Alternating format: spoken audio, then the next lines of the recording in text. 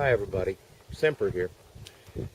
You know, I'm coming to the conclusion of my search for the perfect knife. And I've come to a lot of realizations.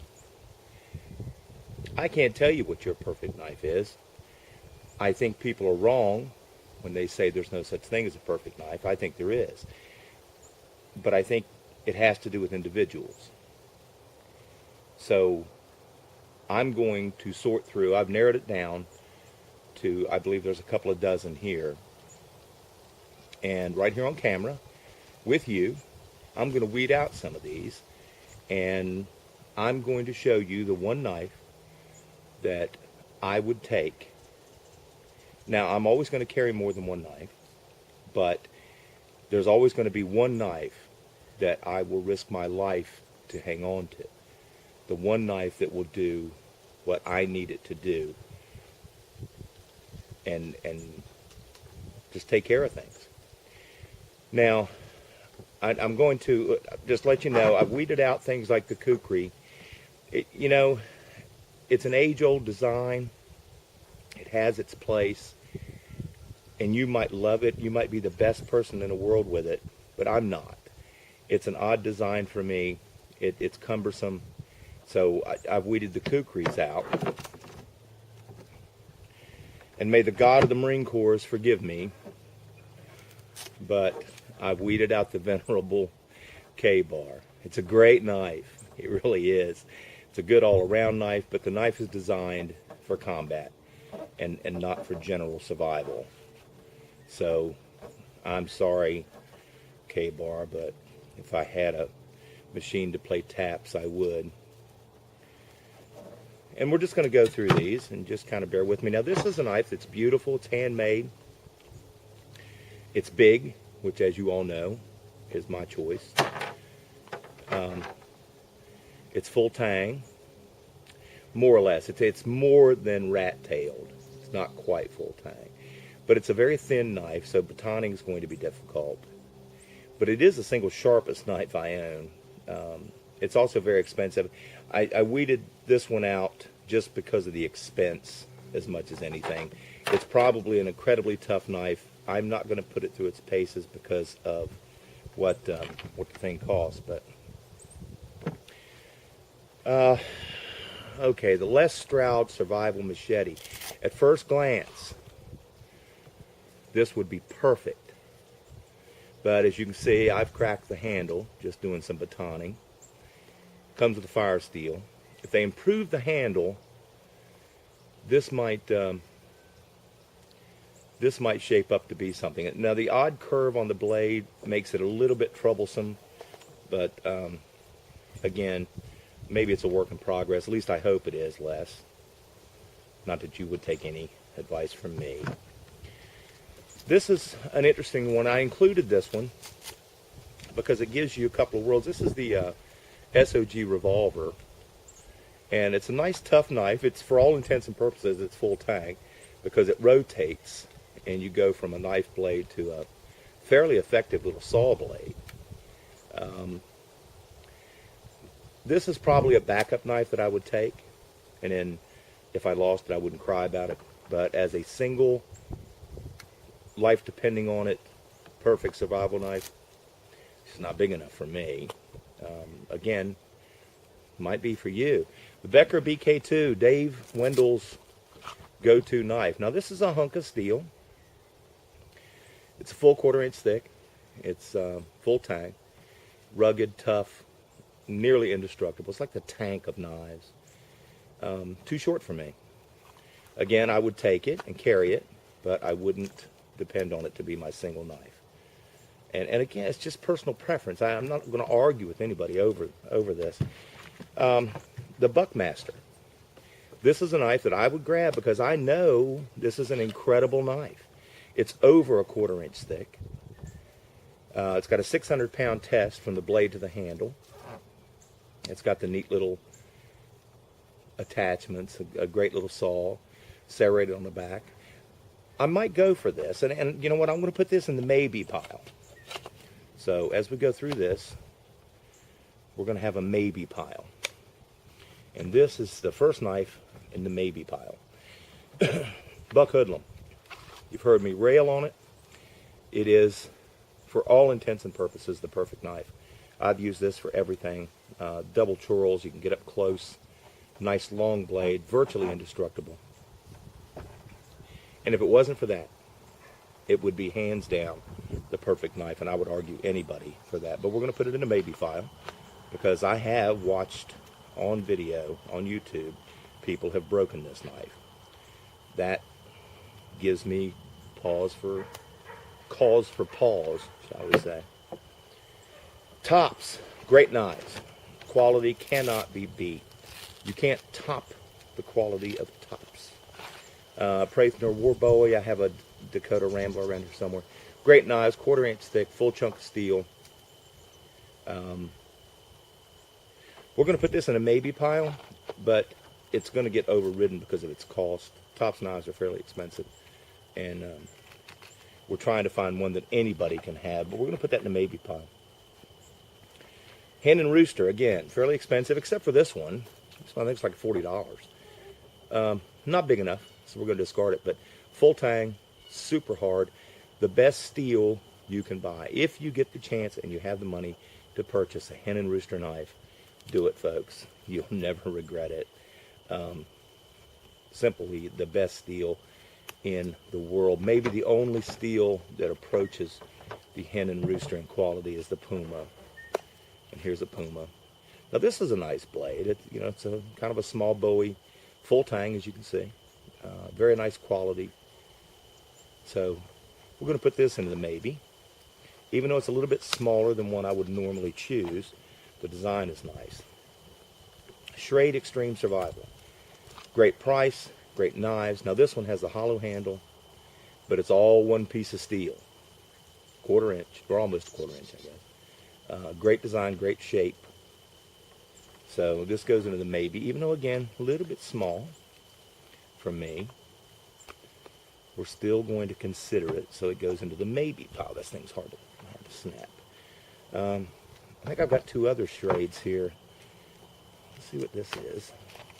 Oh, this is the Schrade SCHF9, the Griffin design. Now we're going to take this one out and put this one in because it's a bigger chunk of metal. Look at the thickness on that. That's a sweet little knife. And I think it was $49. So that's a definite maybe.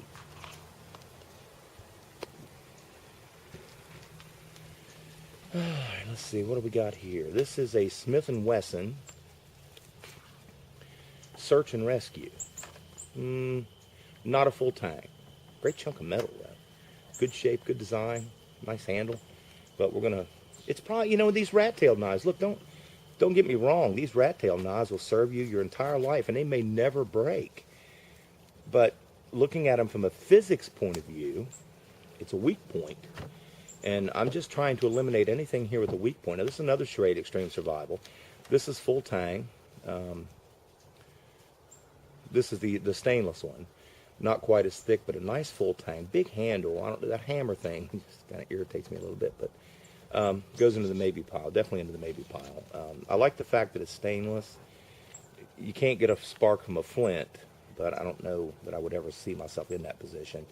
But it will protect you if you're around seawater. And I live in South Carolina, so I'm around seawater a lot. The Mora Bushcrafter. Great knife, great sheath, nice thick chunk of steel, but it is rat-tailed. This is one of the extra knives I would carry. If I lost, I wouldn't cry it over. I took 2 of these out for whatever reason. This is the Glock knife. This is the one that everybody was talking about in comparison to the Mora. Glock knife is a great knife. It's every bit as good as the Mora. A little bit more expensive, but I think you can find these actually pretty cheap, just not as cheap as the Mora. Okay, now we're getting to 3 serious contenders. First, let's go to the Smith & Wesson. Let's go with price. $49. Smith & Wesson Homeland Security. Full 1/4 inch. Full tang all the way through. Scales could be more comfortable. Beautiful Tanto design. Nice churl for working up close. I don't really care about this little design on the back, cut design on the back. I could care less about that. But the knife itself, magnificent. So that is a definite maybe. It is big enough, it is strong enough, it is hefty enough. This knife will last you a lifetime. The Becker BK9. This is nothing but the BK2 on steroids. It's not quite as thick as the BK2, but trust me, it's thick enough. Full tang, beat it to death. Drop point blade, super strong. I've used this one. She's got some chips on her, but just on the finish. I didn't chip the metal. Beautiful knife. This is a definite maybe. And the other definite maybe. And we've got some maybes, just not definite maybes. This is, I'll worry about that later. This is going to be the Dundee Bowie from Condor.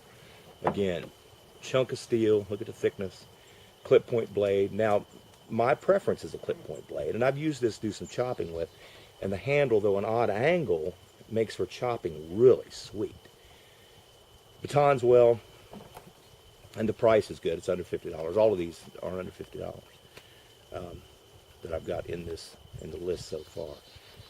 So those three, I'm going to eliminate all of the maybes except for these three, because I don't think there's anything in the maybes that can top these. The Tops is just as good as these, but it's more expensive. The Hoodlum has proven itself to me to be a fantastic knife, but it does have that one flaw, and while it's never broken on me, it doesn't mean it won't. So we're looking at three knives here, all of them under 100, actually two under 50, and one about 65, I think, or 70, the Becker BK. So I think they're all just as even, so we're going to eliminate the Becker because of the price, and we're going to stay with the Condor and the Smith & Wesson. And you know, folks, it's there that I'm stymied. I don't know. The Smith & Wesson is just a nice knife. It's a little bit smaller than the Dundee, but not significantly enough that I'm going to weed one out for the other. They're different designs. I think I could do closer work with the Smith & Wesson because of the chorl up here. But I'm going to baton more effectively, and I'm going to chop and process firewood more effectively with the Condor. Either one, processing gain, I wouldn't have any trouble. Digging roots. The only weak point on the Condor is going to be this clip point blade. But I love a clip point blade. You just have to be careful with the tip. So I don't know. One of these two. And it's a shame because I passed up some wonderful, nice knives. But when it comes to survival, and I'm not, you know, survival's getting up in the morning going to work. I just love these videos that try to explain and define what survival is. We know what survival is. It's breathing. It's making it from one day to the next. It doesn't have to be wilderness survival, but that's what we're talking about here. It's which one of these knives would do us best in wilderness survival. I'm going to take both of them if I can, but if I can't, it's going to be the Condor. Just simply because of the fact that it has everything I want in a knife. Now, if I can take two or three of these, absolutely. If I can take my Buckmaster, I'm going to take my Buckmaster. You know, but if I have to just pick up one knife to do me, it's the Condor. So, again, folks, what's the perfect knife for you? I don't know. You have to decide. It needs to be one you can use, that you're comfortable with. It needs to be one you're experienced with. It needs to be one that you trust. And then throw a couple more in the bag with you. You know, I'm not going to leave home without my Mora. But I'm not going to just depend or just put my life in the hands of just the Mora. This is Semper. I hope you learned something. I did. I learned a lot about knives going through this. And I'll do some more videos later on, but it's cold. This is Semper. I'm out.